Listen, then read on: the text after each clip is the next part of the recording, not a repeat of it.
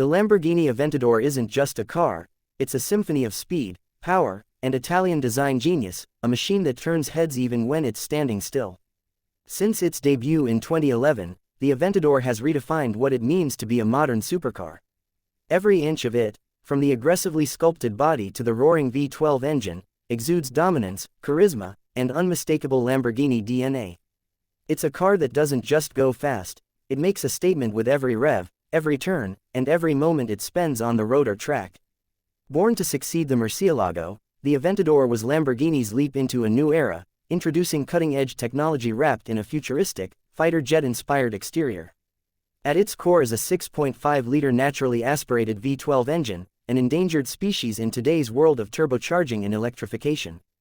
But Lamborghini doesn't follow trends, it sets them. And with the Aventador, the brand reminded the world why raw, unfiltered performance still has a place in the supercar scene. The original LP 700-4 version made jaws drop with its 700 horsepower and a 0 to 60 mph time of just 2.9 seconds.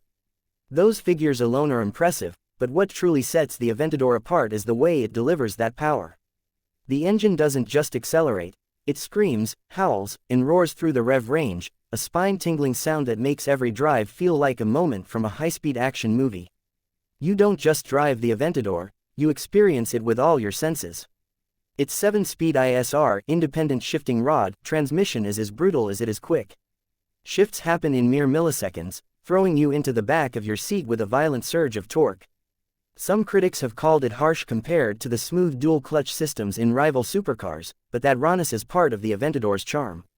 It doesn't coddle you, it challenges you, reminding you that you're piloting a beast that demands respect. Visually, the Aventador is nothing short of breathtaking. Low, wide, and menacing, it looks like it belongs on a racetrack or a sci-fi movie set.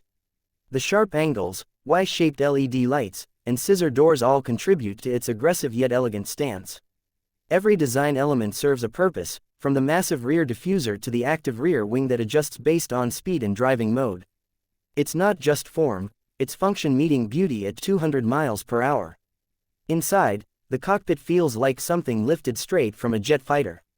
The start button is hidden under a red flip-up cover, like you're launching a missile instead of starting a car.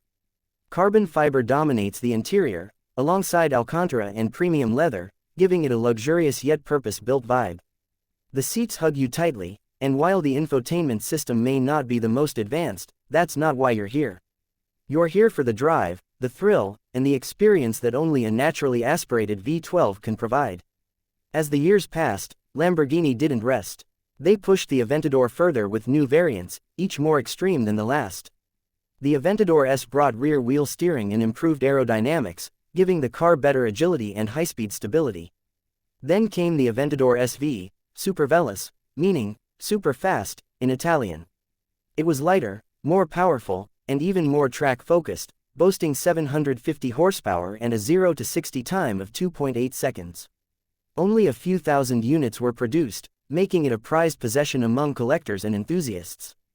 But Lamborghini wasn't done. The Aventador SVJ took things to a new level. With 770 horsepower, a top speed north of 217 miles per hour, and the Nürburgring production car lap record to its name, it proved that the Aventador was more than just a flashy exotic, it was a legitimate performance machine. The SVJ's aerodynamical Lamborghini Adava ALA system actively manipulated airflow to optimize downforce and reduce drag, a marvel of engineering that gave it supercar killing abilities on the track. Despite its age, the Aventador remained relevant because Lamborghini knew how to keep it fresh and exciting. Limited editions like the Aventador J, Centenario, and the Wild Sean 37 Falkland Islands Pounds, Lamborghini's first hybrid based on the Aventador platform, added layers to its legacy. Each version told a different story, whether celebrating Lamborghini's heritage, embracing innovation, or simply pushing the boundaries of design and performance. Driving an Aventador is an experience like no other. It's not the easiest car to tame, visibility is limited, it's wide, and the ride can be stiff, but all of that fades away the moment you hear the V12 come to life. It's addictive. It compels you to find open roads, tunnels, and tracks where you can unleash its full potential. The car communicates through the steering, the brakes, and even the vibrations in the cabin. It's not a digital driving experience, it's analog in the best possible way, raw and real. Onlookers react to the Aventador like they've seen a celebrity. Phones come out, heads turn, and people point in admiration. The car has presence, serious presence. Whether parked outside a cafe or storming down a freeway, it dominates the space it occupies. And that's the magic of the Aventador. It's more than performance numbers or lap times. It's an emotional statement, a celebration of what it means to be a car enthusiast. As the automotive world shifts toward electrification, the Aventador marks the end of an era. It's one of the last naturally aspirated V12 supercars, and its successor is expected to incorporate hybrid technology. While that might improve performance and efficiency, there's something irreplaceable about the purity of the Aventador's powertrain. It's mechanical art, a thunderous, fire-breathing tribute to speed and emotion. Maintenance and ownership aren't for the faint of heart. The Aventador demands attention, both on the road and in the garage. Parts aren't cheap, and neither is service. But those who can afford it know they're getting something truly special. This isn't just a car, it's an experience that few vehicles can replicate. It's a poster car that lives up to the dream. In many ways, the Aventador is a bridge between the old world and the new. It retains the rawness, the theater, and the emotion of classic supercars while incorporating just enough modern tech to remain competitive. It's not perfect, its infotainment system feels outdated, and the ISR transmission can be jerky in low-speed situations, but none of that matters when you're chasing the red line with a V12 screaming behind your ears. Even as new hypercars and electric monsters enter the scene, the Aventador holds its place as an icon. It's not just because of its specs or looks, it's because of how it makes you feel. It stirs something primal, something that goes beyond logic. It's the embodiment of passion on four wheels, a reminder that cars can still be thrilling, emotional, and downright unforgettable. And when the final Aventador rolled off the line, it wasn't just the end of a production run, it was the closing chapter of a legend. For over a decade, the Aventador ruled the roads with power and presence. It inspired awe, ignited dreams, and redefined what a Lamborghini could be.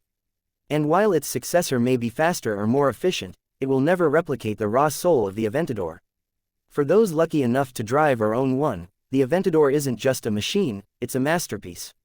A V12 symphony that connects man and machine in the most exhilarating way possible.